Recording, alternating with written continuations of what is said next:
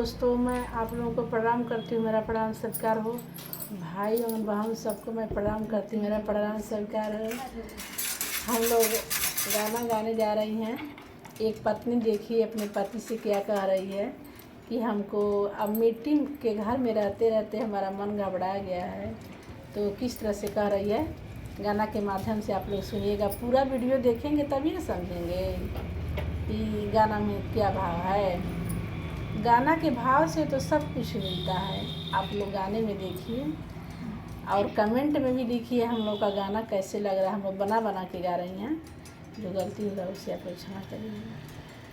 हम ना रहबे सैया माटी के घर में, पका पिटवाई बलम जी कौनो शहर में, पका पिटवाई बलमुआ। हम ना रहबे सैया माटी के घर में, पका पिटवाई बलम जी कौना शहर में, पका पिटवाई बलम जी। जौन सहरिया रहे शिव मंदिरवा हो, जौन सहरिया रहे शिव मंदिरवा हो। नमो शिवाय के जपवा गुजे महल में, पका पिटवाई बलम कौनो शहर में, पका पिटवाई बलम। नमो शिवाय के जपवा गुजे भवन में, पका पिटवाई बलम जी कोई शहर में, पका पिटवाई बलम जी।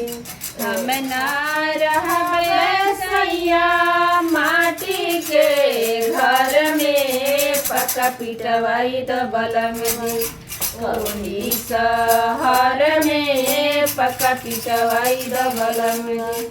जौन सहरिया रहे माई के मंदिरवा हो, जौन सहरिया रहे माई के मंदिरवा हो। दियना के ज्योतिया आवे महल में, पका पिटवाई बलम जी ओही शहर में, पका पिटवाई बलम जी। दियना के ज्योतिया आवे महल में, पका पिटवाई बलम जी ओही शहर में, पका पिटवाई बलम जी। हम ना रहबे सैया माटी के घर में, पका पिटवाई बलम जी कौनो शहर में, पका पिटवाई बलम जी कौनो शहर में, पका पिटवाई बलम जी। ओही सहरिया रहे कृष्ण मंदिरवा हो, ओही सहरिया रहे कृष्ण मंदिरवा हो।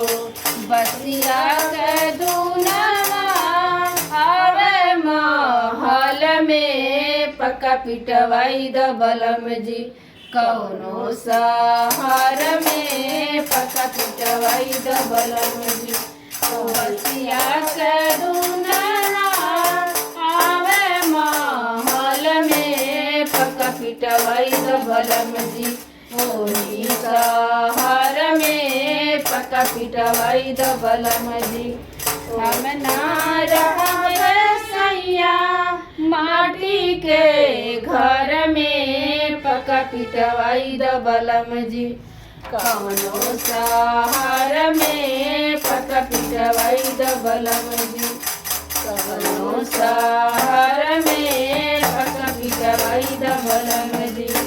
ओही सहरिया रहे सियरा में मंदिर, ओही सहरिया रहे सियरा में मंदिर। हरि कीर्तन के धुनवा गुजे महल में,